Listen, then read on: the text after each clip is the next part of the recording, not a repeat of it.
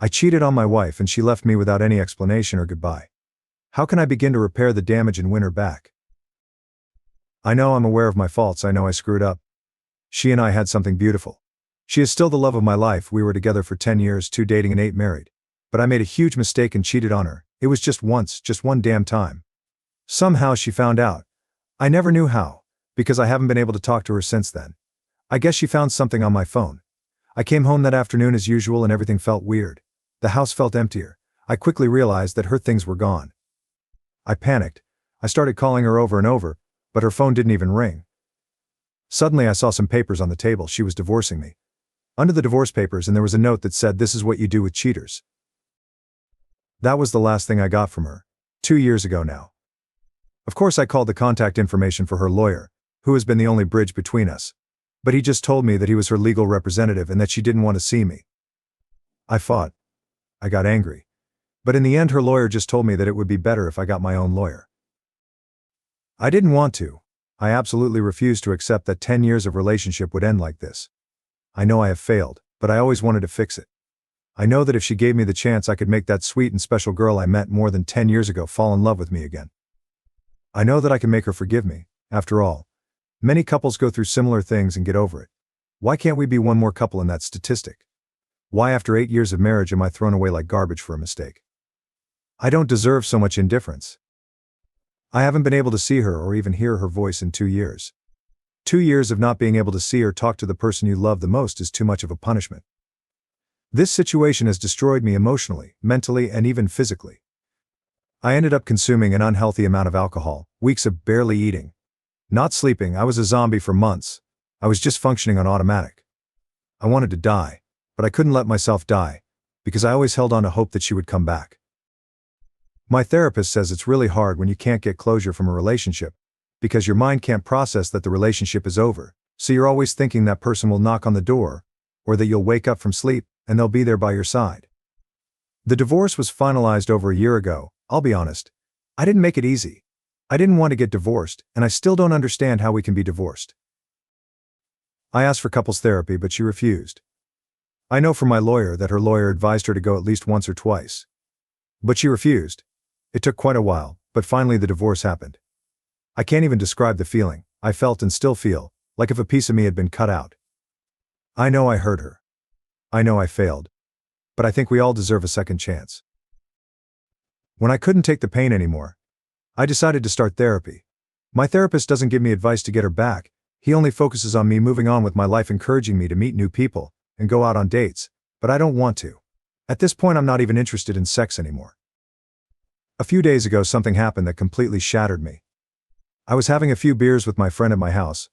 Let's call him Nick. We were both pretty drunk. I started talking about my wife. And he said to me, "You should put more effort into getting over her. She's over you and is happy having a life away from you. You should do the same. You can't live in this self-pity all your life." Something in his words hit me, but not in the way he expected. He spoke with a lot of confidence that my wife is over me and is happy now. How does he know that? At this point I got angry and started pressuring him to talk. He refused. I pressed as hard as I could. I cried. I begged him to tell me if he knew something. I needed to know something about her. Until he finally told me. His wife has been in contact with my wife for the last year. They were great friends, and I remember Sabrina, my friend's wife, being very sad about losing contact with my wife. The thing is that my wife went to live in Norway, got married to a guy there, and is about 7 months pregnant. I felt like dying. I literally felt like dying with this information. How could she do this to me? How could it be that while I was crying, getting drunk, missing her and wanting to die every day, she was happily on the other side of the world, getting married, fucking and getting pregnant by another guy? How could it be that she didn't have a child with me in many years? To the point that I thought she was infertile, but she got pregnant by this new guy so easily. Where did this guy come from? I have no answers for absolutely anything, and I feel like I can't go on with my life without these answers. The only thing I can think of is that she had revenge sex with the first Norwegian guy she came across, and got pregnant and decided to keep the baby. Maybe she got married because she wanted to stay in that country legally, and I guess like in most countries, getting married is a good option for that. I don't know. These thoughts are killing me. I refuse to think that she is in love with him. I need to contact her. I need to talk to her. I need to know what's going on. Because she acts like our 10-year history An 8-year marriage is nothing to her. I need advice on how to act. I feel the impulse of travel to where she is and look for her. But how could I do that? I don't know what city she's in. I don't know where she lives. I don't have a number to contact her. She closed her social media. Her family is small. They don't live in the same country as me and all of them blocked me. I'm totally lost. I don't know what to do at this point. I still want her back, yes, even pregnant. I feel like if this is a nightmare and I need to wake up now. Edit. I read almost all the comments, and when I say almost all, I really mean almost all. It's hard to process all the crap that's been said about me. I feel like you guys forget that you are talking to a person, and not an inanimate object. I thought I might find more empathy by sharing my story here. Just 2 people feeling empathy towards me, and their comment made me feel better. I'm not looking for validation or for anyone to say that what I did is okay. I know it's not. And I have to live with that daily. I will try to respond, but of course I'll never be able to respond all the comments over here. I guess none of you know what it's like to have a broken heart and not be able to get over a person. You don't decide who you love, and you don't decide when you get over someone. It will happen when it have to. Those who doubt my story, unfortunately, is real. I would love this to be fake, but sadly it is not, and I have to live with this mess every day. Everyone assumes she's happy now. I don't know. I mean, how do you know? I haven't seen her in 2 years. I can't have any idea if she's happier or not. Being pregnant, it doesn't necessarily mean happiness, and being married either. We don't really know the circumstances of this marriage. Maybe she got married because she got pregnant and felt alone in a country where she has no one, and she just hold on to the other guy. Of course I blame myself for this. This wouldn't have happened if I had been a better person and a better husband to her. But unfortunately I can't change what I did wrong. The only thing I could do is try to make it up to her. But how do you make it up to someone who doesn't want to give you the chance to do so? Some people said that she doesn't owe me a second chance. That was hard to read, but I understand that maybe she doesn't have to. I never openly blamed her for the infertility issues. It was just a thought. We both went to the doctor, and in both cases the tests revealed that everything was fine. I never understood why we couldn't conceive, and the thought that she was infertile did cross my mind, and of course the idea that I was too. But in most cases of infertility it is due to a female factor. Maybe that's why I thought that. Horrible things were said, like I would hurt my ex-wife if she were here. I never physically hurt her, and I never will. I am not an abusive person. I am not a monster. I know it's hard to empathize with me. I know I screwed up. I know I hurt her way beyond what I can say. But I am not a monster or a narcissist. Some people said that I never loved her, otherwise I wouldn't have cheated on her. This statement doesn't seem fair to me. You think you can kidnap the concept of love and tell another person what his real feelings are? You think you are inside my head or heart? Only then would you know what I feel. You can't tell me that I don't love her.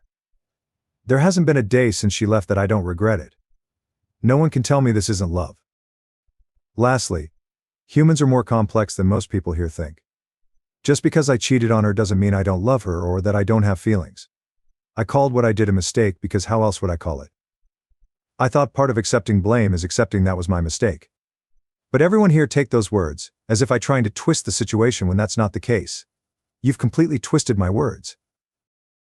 I know how much I hurt her.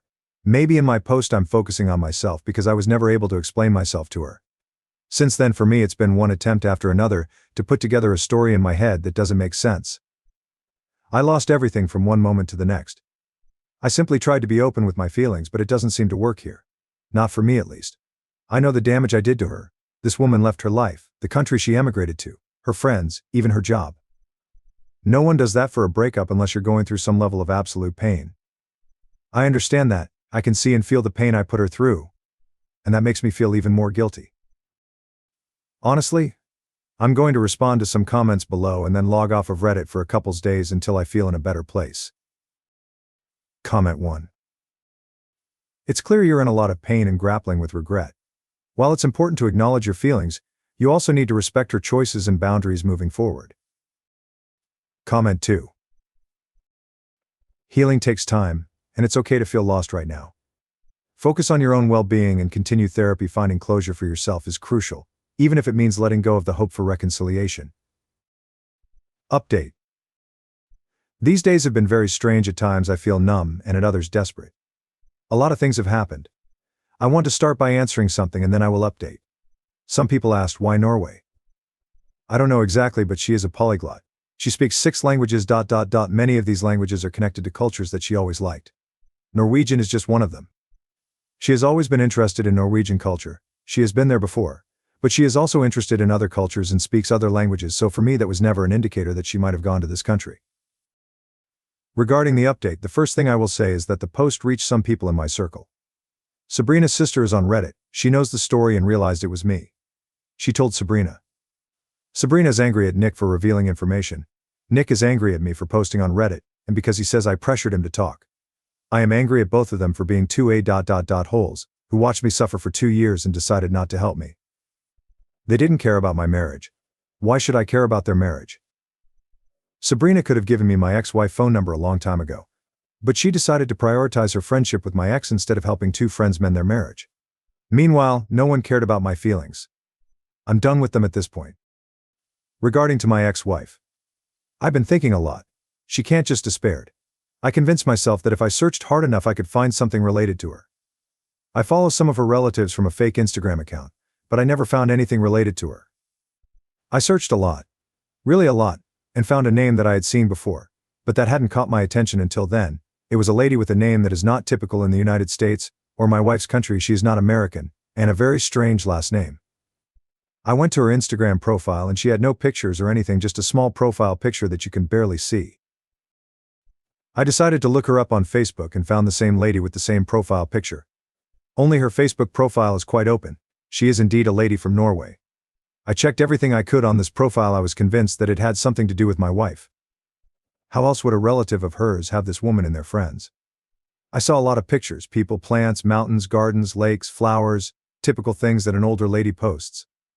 Until I came across a picture where my ex was dressed as a bride hugging a guy. I had to translate the text. The lady was congratulating her son on his wedding. There were a few more pictures, not many. There were even some members of my ex's family in the wedding pictures. The dates of the pictures were from a year ago. A year ago she married this guy. I don't understand. How could it happen so fast? When did she meet him? I honestly thought she got married after she got pregnant. Not before. This baffles me even more. After that I found another picture. It was a group picture and she was far away, but of course I recognized her. The same guy was with his hands on her shoulders, hugging her. This picture was from February 2023. To be clear, she left in May 2022. How is she with someone in February 2023? Only 9 months and she's already in a stable enough relationship that he's introduced her to his family? What the hell is going on here? I feel like I have even more questions in my head now. I know I shouldn't be upset, but I am. I know I lost her because I was an idiot, but it's hard to get this feeling out of my head right now. Anyways, for those who had imagined this fantasy that my ex is with some kind of Norwegian Chris Hemsworth, let me tell you, it's not like that. This guy's too tall, too blonde, too pale, hair too long and kind of chunky, to be honest. He looks more like the old cartoon of Vikings and is definitely not a Chris Hemsworth. I managed to find his FB profile, but he has almost nothing there. His profile says he's an engineer. An engineer who wears metal band t-shirts at 38. I don't know how to take this because I'm an engineer myself, just in a different field. Why would she look for a man with the same profession as me? My wife has always liked heavy metal, which I always found nasty, but I never complained. After all, your partner doesn't have to have the same musical tastes as you. I mention this because maybe that was the way they connected. She used to connect easily with people who liked the same type of music. I don't know, but I honestly look at it and think, where did she get this guy from? I meant he can definitely do better than this. The pregnancy thing still messes with my head. I try not to think about it. I can't understand it. I'm not infertile like the comments suggest. I've been to the doctor and I know I'm not. But God, it kills me to think that she's going to have another man's child. I don't get it. I feel like this is beyond anything I ever imagined. And no, I'm not going to go to Norway. I'm not going to try to contact her. I still want to see her and talk to her. But I obviously can't force her to do that. I have too much to deal with right now and too much to talk about in therapy. If by any chance this post reaches my ex, I want you to know that I still love you. You know where to contact me. If by any chance this post reaches the new dude, I want you to know the only reason you have a chance with this woman is because a big idiot halfway across the world completely ruined it. You most probably met a woman who was probably very broken from her divorce. You took advantage of her situation and trapped her with a baby. You don't know how to play fair. Now, For the next story. Discovered my son in a compromising situation with my brother's wife. I 44 female walked in on my son 18 male having sex with my sister-in-law 34 female brother's wife in a cabin and I think they have been having fun for a while. My brother 37 male moved in with us in February with his wife and 2 children. My husband 44 male and I have big house on a farm. My husband is a farmer, and with everyone working from home we thought it would be a good chance to stay together as family and for my nieces to spend time on the farm. I have 3 children and all of them live with us. The oldest is 18M and the other 2 are 16F and 13 female. On the day my brother arrived I went to buy groceries with my son, and he went to the pharmacy to get his gym supplements and I bought the food. I saw condoms in my son's plastic bag when we arrived at the house, 2 packs with 36 condoms each, so 72 in total. Didn't think anything of it, thought he had gotten a GF and wanted to be safe. Everything was fine, everyone got along. My Sil and son would go on an early run around the farm. Everything seemed normal, until last month when they left on their run, but I was up baking, and I never saw them make any rounds around the farm, which was weird.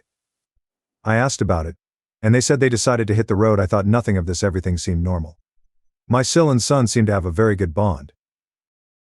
Yesterday I was coming from a friend's house early in the morning. The sun wasn't up yet, and it was a little dark, but I saw that the cabin we have in the farm was open, and the light was on. I thought maybe one of the employees had forgotten to lock up.